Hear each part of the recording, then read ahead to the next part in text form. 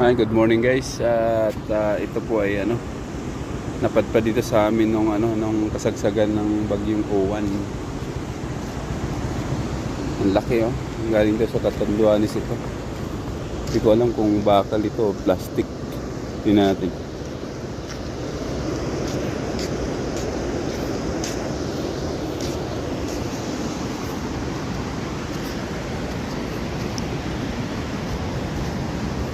Ang laki.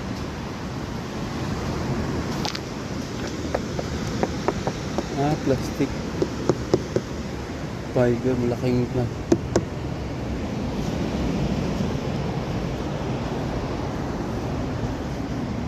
Ang laki oh. Kadina, ang laki. Pinutol na. Siguro sa kalawang pinutol na.